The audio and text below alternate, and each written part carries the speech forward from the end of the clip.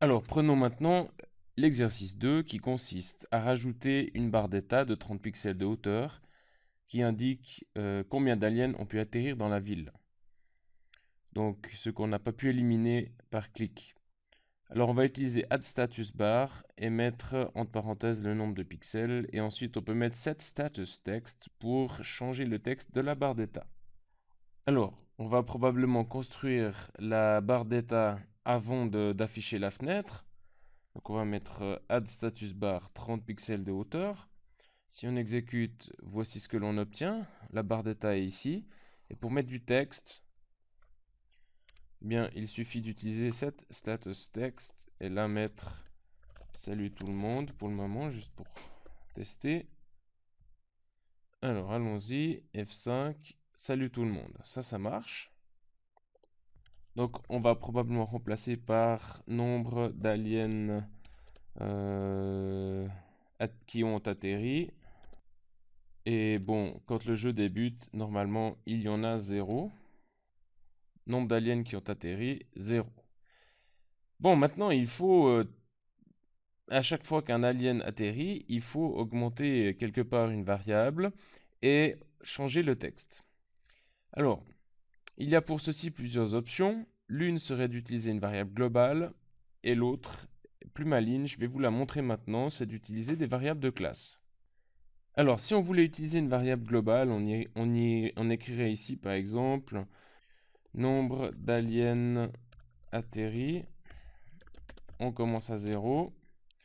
Et puis après, cette variable-là, on peut tout à fait la changer dans la méthode act des aliens ou quelque part. On pourrait faire ici nombre d'aliens plus égale 1 lorsqu'une certaine condition est réalisée. Donc il faudrait tester if quelque chose et puis là mettre nombre d'aliens qui ont atterri. Bon, il nous faut trouver cette condition et également se demander s'il faut mettre cette condition avant ou après le self move.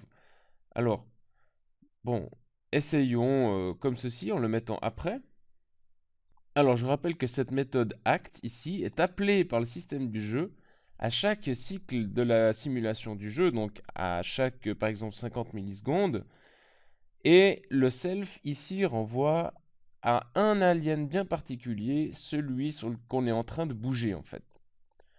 Donc, il y a une méthode intéressante pour les aliens qui est getY, getY, et on peut se demander si ceci est égal à 6 par exemple. Ok. Alors, il nous faudrait encore faire set status text pour changer le texte de la barre d'état. Set status text. Et puis là, à la place de 0, il faudrait dire nombre d'aliens qui ont atterri. Alors, comme ceci. Essayons.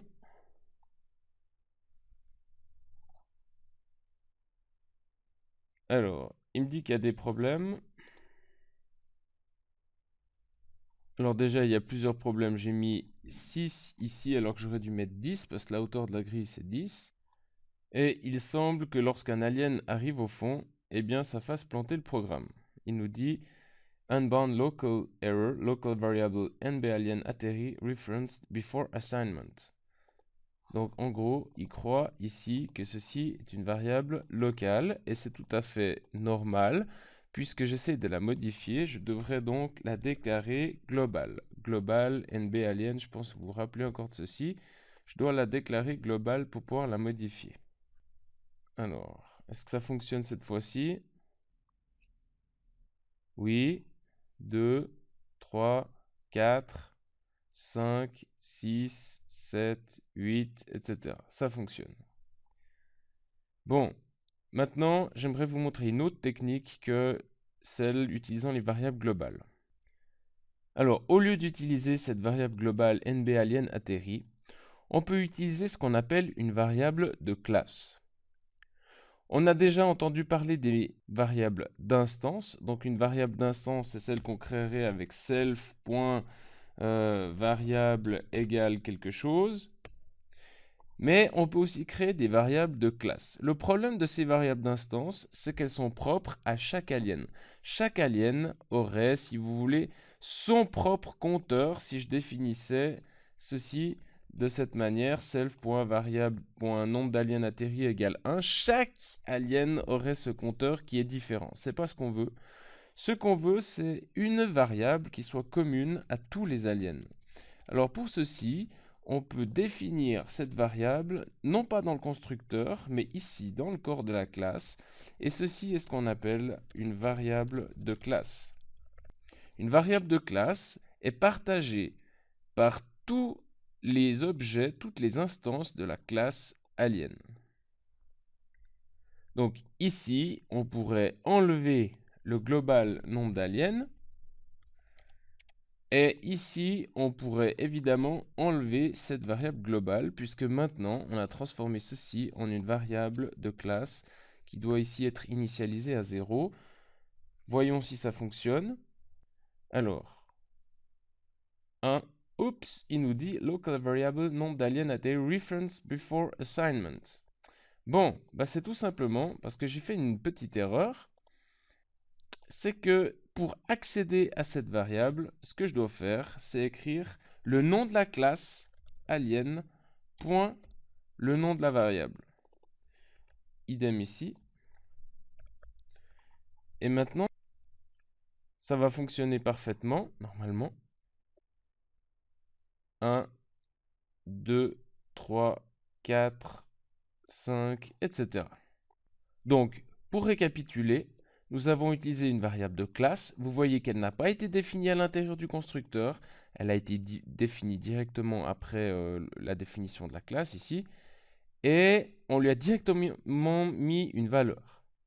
Cette variable est partagée par toutes les instances de la classe alien. C'est donc un compteur qui est commun à tous les aliens. On peut y accéder en mettant alien, le nom de la classe, et non pas self, le nom de la classe, point la variable. L'avantage par rapport à une variable globale, c'est que ça ne pollue pas notre espace de nom global.